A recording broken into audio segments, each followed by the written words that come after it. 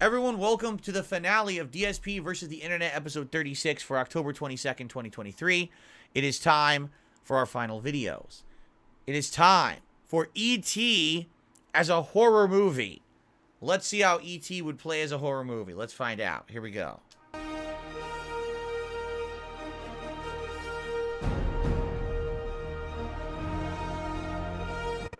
Uh-oh.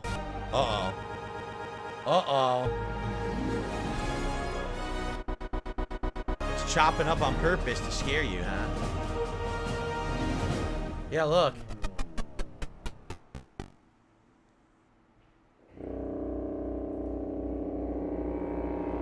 E.T. horror.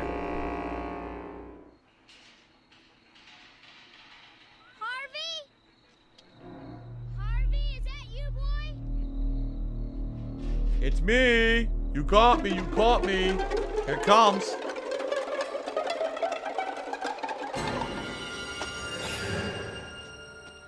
Mom, there's some out there! It's in the tool shelf! There's nothing in here. The gate's open. Look at these.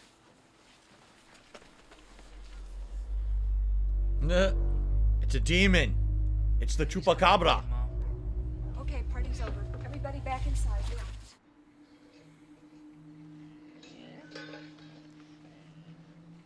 Oh no!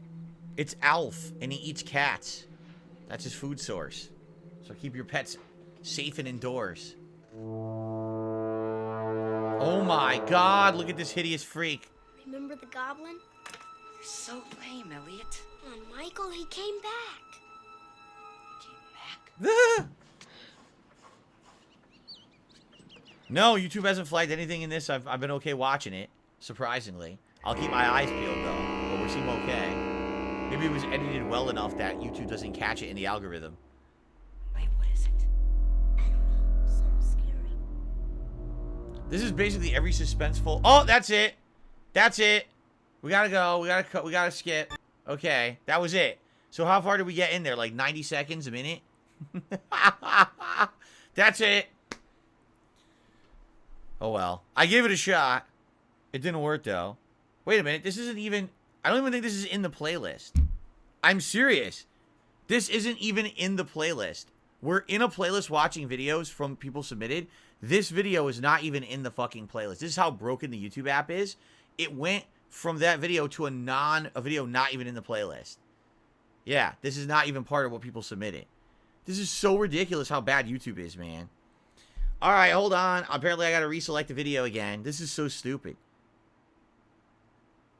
What a piece of shit.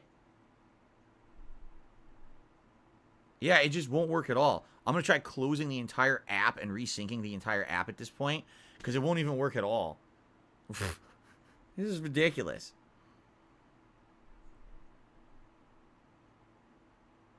You know, only a website that's been around for how long? You know. They recoded a million times. The app they've coded a million times. Yeah, that's great. It's great quality stuff. Okay, I got something different working, but I need to hit this. Okay. We got something different. Okay, ready? Thank God I got something working. All right. Don't hug me. I'm scared. I have no idea what this is. This was submitted, and this actually is in the playlist. Why is everything made of... Everything's like a stuffed animal. Look. The knives were like stuffed. Stuffed plants. Stuffed radio. Stuffed Post-its. Oh my god, they're all Muppets. What's your favorite idea? Mine is being creative. How do you get that idea? I just tried to think creatively. Now when you look at this orange, tell me please, what do you see? It's just a boring old orange. Maybe to you, but not to me. I see a silly face. Whoa. Walking along and smiling at me. I don't see what you mean. Cause you're not thinking creatively. So take a look at my hair. I use my hair to express myself. That sounds really boring. I use my hair to express myself. Now, when you stare at the clouds in the sky, don't you find it exciting? No. No. Come on, take another look. Wait, I can see a hat. I can see a cat. I can see a man with a baseball bat. No. I can see a Don't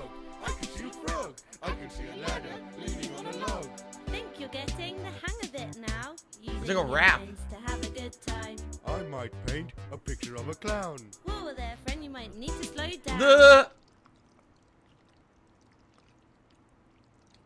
Okay, slow it down. Here's another good tip of how to be a creative whiz kid. Go and collect some leaves and sticks and arrange them into your favorite color. Blue. Green. Green is not a creative color. What? Thing that you need to know before you let your creativity flow. Listen to your heart, listen to the rain, listen to the voices in your brain. Come on, guys, let's get creative. What the hell is that? Get creative.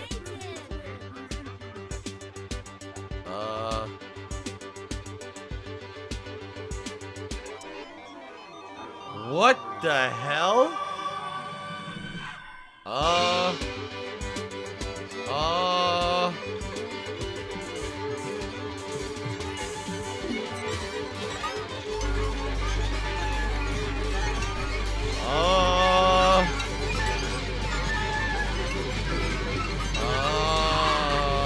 Death?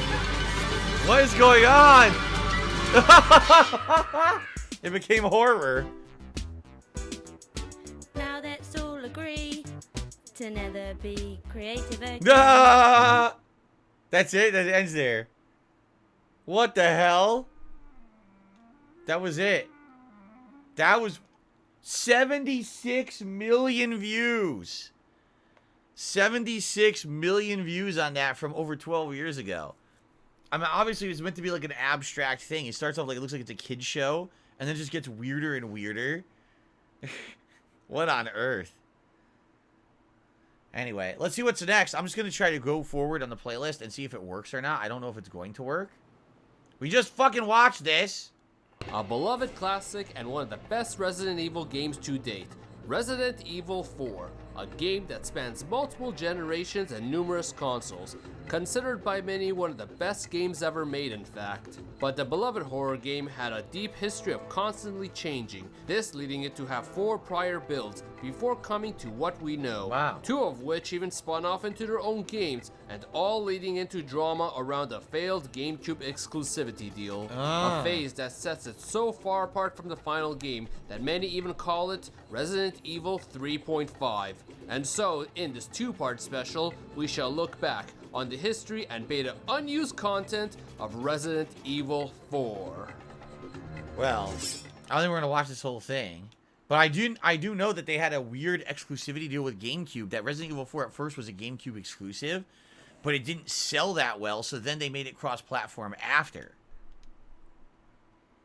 Sequel so close to the PlayStation 2's launch due to how far behind it was in development, as it could kill its sales. As such, the series creator and producer Shinji Mikami was tasked with pushing the game to the PlayStation 2.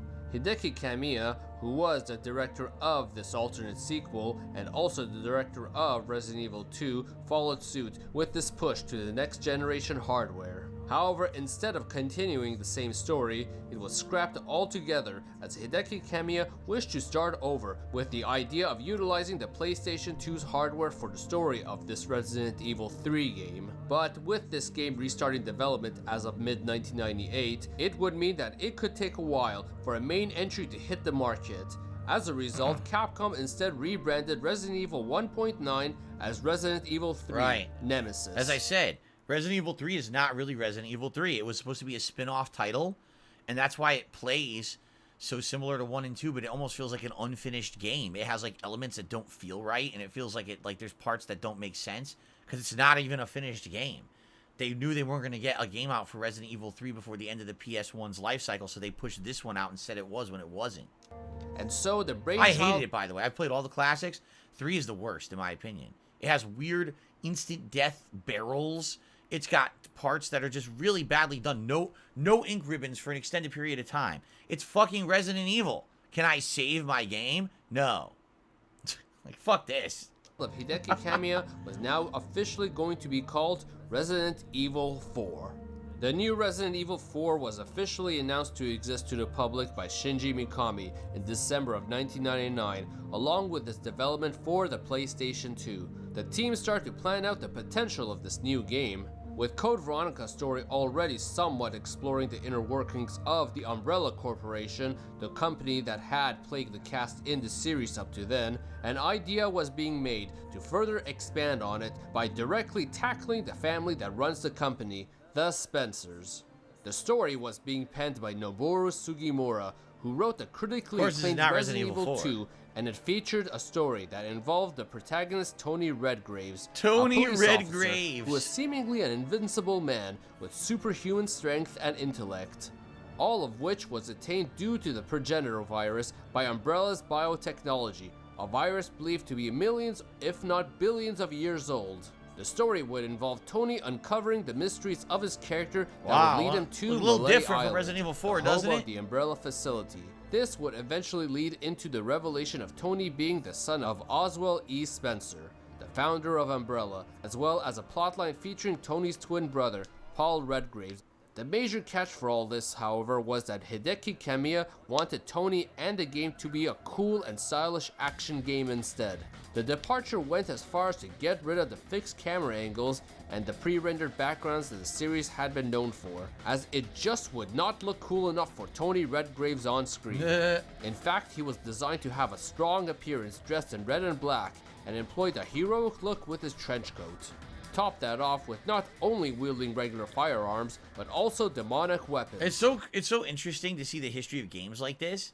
So it's like, why when you're playing Devil May Cry, are there things that feel like they're from Resident Evil? Some music, some elements? Because it's supposed to be Resident Evil.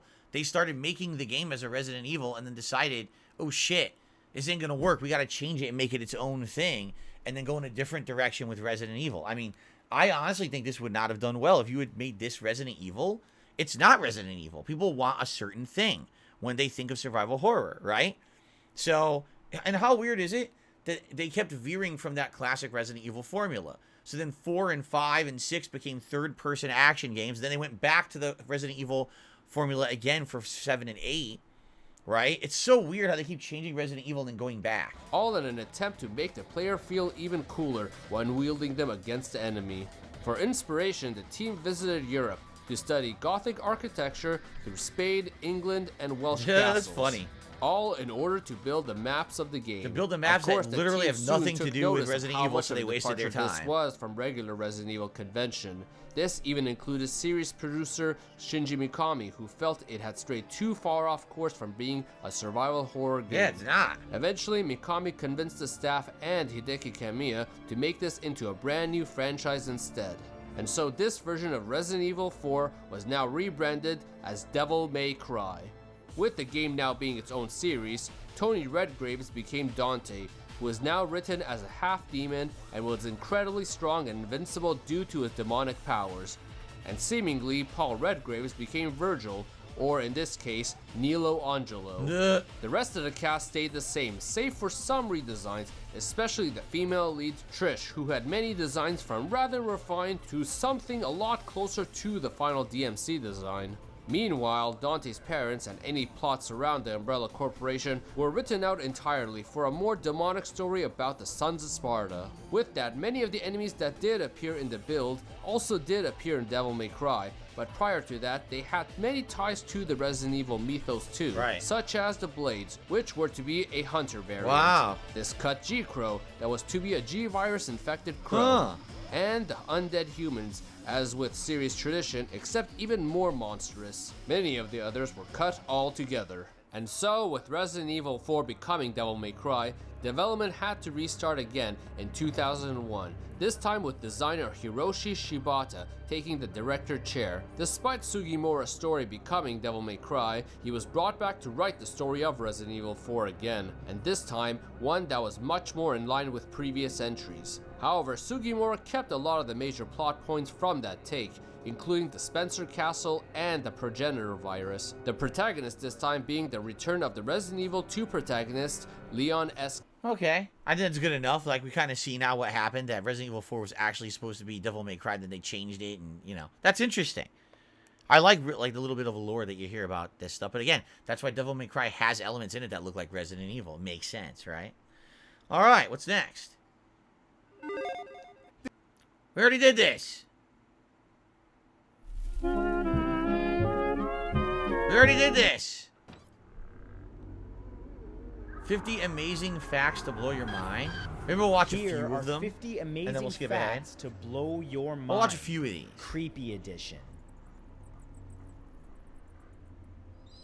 There are 15,152 living organisms, from rats to insects to people, living in the New York subway system. Something to consider, every single photo taken of you could be the one used at your obituary. There are more slaves in the world today than any other time in history, according to Andrew Forrest, founder of the Walk Free Foundation. Anywhere from 21 million to 46 million exist in the world today. Zombies are possible and may have existed in the past. These flesh-eating creatures of Haitian origin were reanimated people raised by voodoo priests called bokors. Legend has it that once reanimated, the zombies would remain under the control of the bokor and do their bidding. If that sounds too unreal, the government has a webpage on the CDC website right now called the Zombie Preparedness Guide in the event of an outbreak today. The Headless Horseman originated from Irish legends. Known as the Dullahan, it's a frightening being sitting upon I know that because they've called it that in Final Fantasy games before. Dullahan. a horse, Dullahan. riding with his head held high in his hand so that he may scan his surroundings. If that wasn't creepy enough, don't worry. He also carries a whip made out of human spine. Oh, Be nice. careful if he stops to say your name.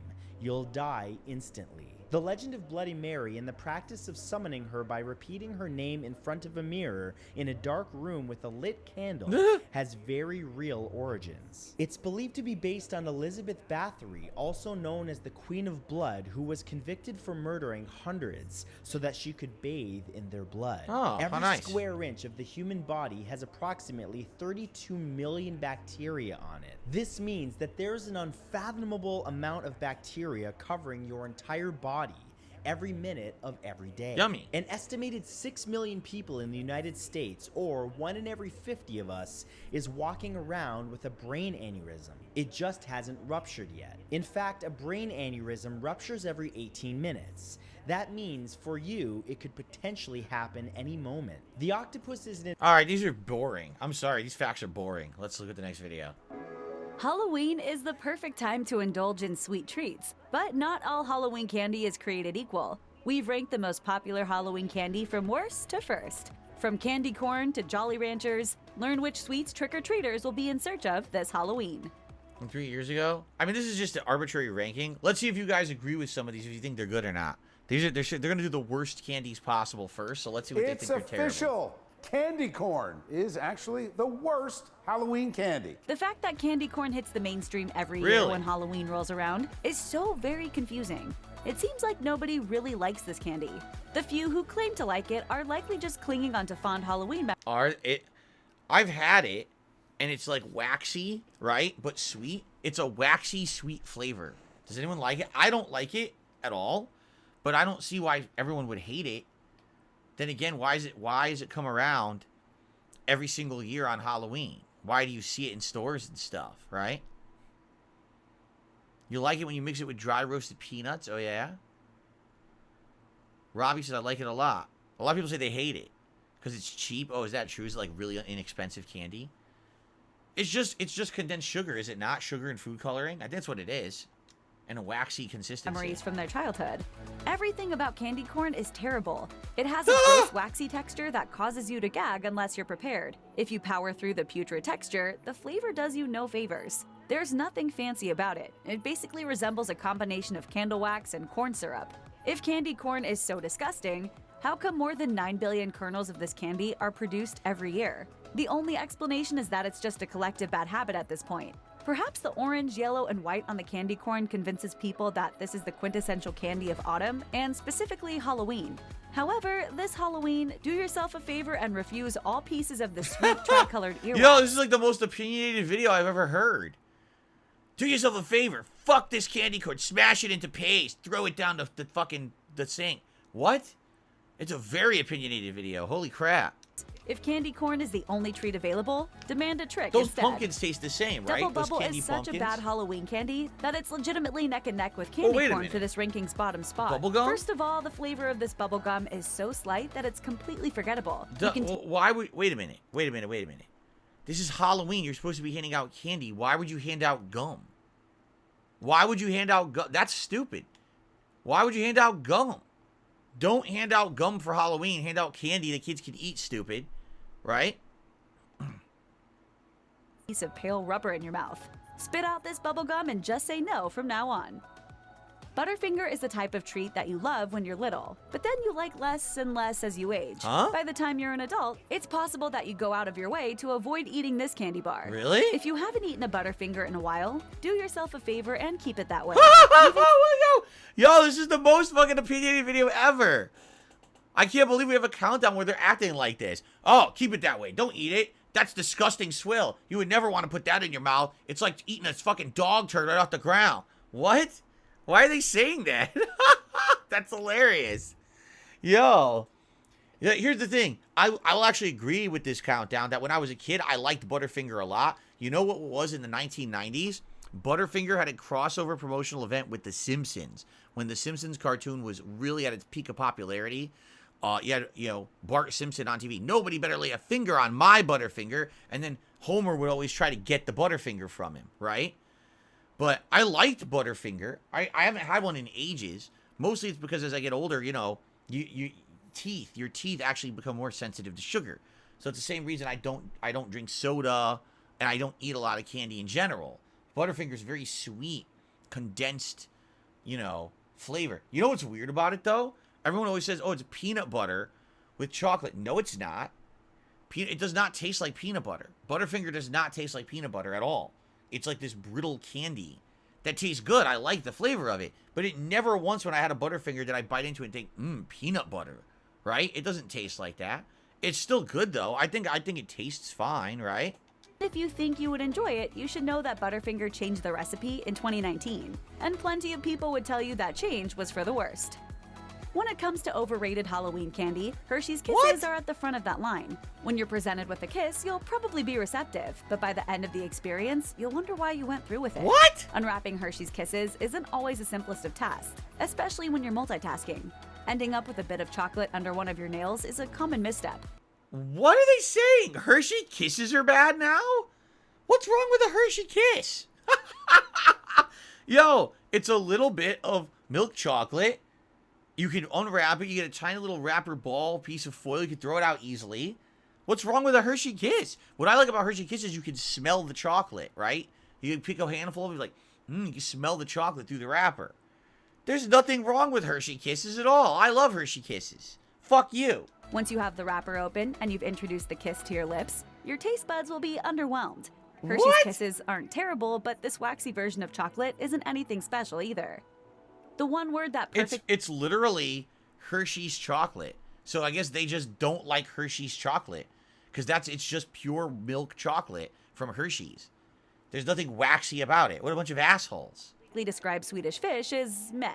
The texture isn't great, but it also isn't horrible. The flavor isn't very notable, but there's just enough of it to keep you comfortable. Swedish Fishes are alright. They're not great. I'll agree, like gummy bears can taste a lot better. They don't have as much flavor as like a strong gummy bear, I would say. So I guess I'll agree on the Swedish Fish.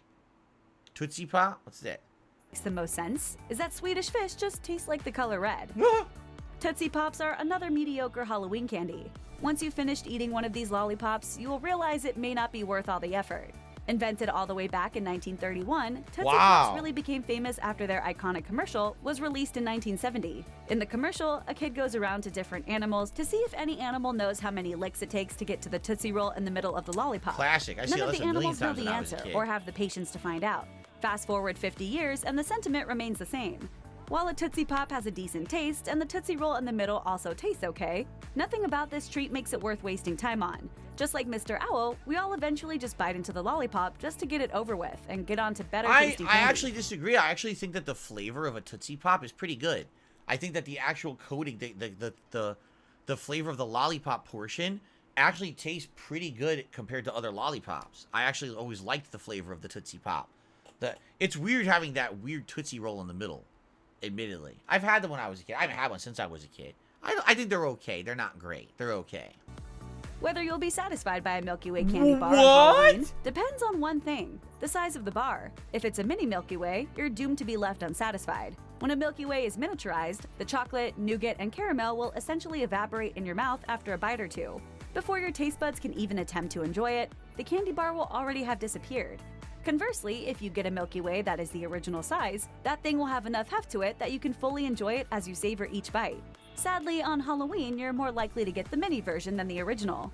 If you are obsessed with dark chocolate candy bars, I love Milky Way Midnight or dark chocolate. I like the dark chocolate version, I think, better than the milk chocolate version. It's really delicious. a Milky Way Midnight Dark is something you will love. Yeah. It has a really bold dark chocolate flavor that is perfectly offset by a sweet splash of caramel. Jolly Ranchers could be higher on this ranking, but there is such a big disparity between their tasty flavors and their crummy flavors that the candy as a whole ends up stuck in the middle of the pack. Yeah, I was gonna say Jolly Ranchers, like, I never was a big hard candy guy growing up. So for me, Jolly Ranchers are just kind of, nah, I don't really like them. I know some people who love Jolly Ranchers. Like, they outright really love them. But for me, it's just kind of, yeah. Starburst, you know, when I was a kid, I absolutely, positively loved Starburst. I thought they were full of flavor, and they're chewy, and they're yummy. As I grow up, I just don't like them anymore. Kit Kat, you better say Kit Kat is good. Within a few seconds. Kit Kats are the first candy on this list that grades out as significantly above average. Thank if you you. get a Kit Kat bar on Halloween, you can't help but smile. They're delicious. The best attribute of this candy is its satisfying crunch. Not only do I like the crunch, but it has that flavor. It's not vanilla. It's something. I don't even know. How do you describe the wafer flavor in a Milky Way? I don't know, but not in a Milky Way, excuse me, in a Kit Kat. I don't know, but I love Kit Kats. I just love that flavor. If you get the miniature snack size version. Sure, the full size one is better, but Kit Kats are the rare candy in which size truly doesn't matter. You know what I want to do one day? I want to try all those weird international Kit Kat flavors. Did you know they have like green tea and strawberry? They have like 10. Yeah, here they are. These are all these international Kit Kats. I never tried one, but I see them in stores. I'd like to try those different flavors, right? Additionally, Kit Kats come in an exciting variety of flavors like pumpkin and even wasabi. In fact, there are approximately 400 different flavors on the Wasabi market in Kit Japan. Kat? Holy crap, While I've got some to of try those some of flavors are these. better than others, they're all fascinating enough to try at least once. Yeah, I want to The try them. Japanese eat an amazing 4 million Kit Kats every day, making Kit Kat the #1 Japanese chocolate brand. Really? Kit Kat is #1 in Japan? I did not know that. If you aren't visiting Japan anytime soon, you can find many exotic Kit Kat flavors online if you look hard enough. And you can order them from the comfort of your living room couch. With so many sweet candies invading everyone's Halloween bags, I have never adding had a some hot spiciness to the tamale. mix is I have never once had a hot tamale. I used to eat these cinnamon hot candies when I was a kid that my mom would buy for baking, but I've never actually had a hot tamale. What does it taste like? Please make a DSP tries it of all the different Kit Kat flavors. Oh yeah, you want me to do that? Maybe I would in the future. I've never had a hot tamale, so I don't know what it's like. They're not great. What do they taste like?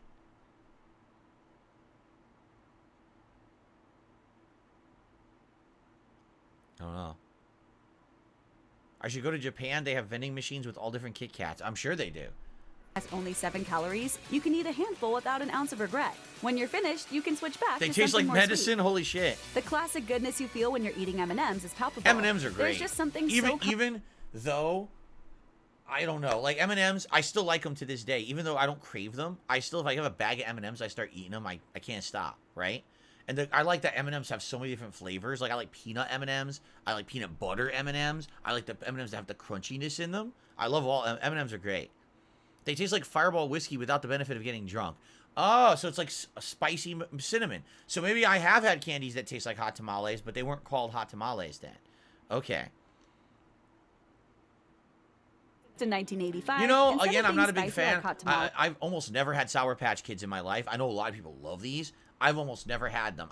The times I've had them, I like them. I like that sour powder that's on them. But I was always, like I said, I was chocolate, and that's gummy. So to me, I don't really like Sour Patch Kids that much. But I would never really choose to eat them, I don't think. Snickers. Gets old. Now if we're you loved talking. these candy bars when you were growing Snickers up, is the you'll shit. still love them today. Unlike the aforementioned Butterfinger Yo, disaster, Snickers is so it doesn't good. taste as if Snickers Every has ever version of messed with their Snickers is recipe. good. Like Kit Kats, Snickers still taste good even if you only have a fun-size version, Yes. or the even smaller mini version at your disposal. good. But the great thing about a full-size Snickers bar is that it's so hearty that it can legitimately take the place of a meal. The caramel, peanuts, nougat, and milk chocolate combine to be a filling foursome that Yummy. will leave you completely satiated. Snickers are so I popular want a with Snickers now. trick-or-treaters Damn. that production for Halloween begins in the I spring. don't have it. In fact, around 400 million Snickers bars are sold per year. If you want to be a Halloween hero, hand out full-size Snickers to every man, woman, or child who comes to your door. Your neighborhood will love you forever. When it comes to sweet, chewy Skittles, candies on Halloween, when I was a kid, I absolutely loved Skittles. But as I've grown up, I don't care for them anymore. I'm a chocolate guy now. But I totally get it. Skittles have great, strong flavor. They're bite-sized. They're easy to eat. They're portable. I understand the appeal of Skittles. That's not the case with Skittles. Close your eyes, pick a random Skittle, put it in your mouth, and you will instantly know the flavor and the corresponding color. Whenever the topic of the best candy is discussed, Reese's Peanut Butter Cups are almost always You guys crowned the agree with winner. Reese's Peanut Butter According Cups to a being number 2019 one? poll, I think they're quite good. I don't 36% know of if they're Americans number have one, deemed Reese's but I Peanut love Butter them. Cups the ultimate Halloween candy, and for good reason. The chocolatey taste and the peanut buttery Reese's chocolate's quite good. Reese's peanut butter is also quite good. You know one thing they didn't put on here that I'm very upset? Reese's Pieces. No Reese's Pieces? Yo, Reese's Pieces are so good. And they didn't put them on this list. This list is dank bullshit. It's not legit. With no Reese's Pieces on the list, I score this ranking a 0.0 to mashed. You guys don't know what the hell you're talking about. Reese's Pieces should be number one. All right. Ladies and gentlemen, that is it for DSP versus the internet this week. It was a great show. Sorry that the randomized playlist, we had to kind of jump around to get it to work, but I certainly hope that you enjoyed the show. Good variety this week. We have one more week before Halloween, so last chance, if you remember, to submit your Halloween submissions. Then we'll move on to another holiday after that, but I'm excited. Thank you. Great show this week. Had a good time. I hope you all did. Remember, best way to support my efforts on this React channel is to become a member today, and members are the people who actually get to submit these videos, so please consider it if you enjoyed the show. Thank you all for watching, and I'll see you next time.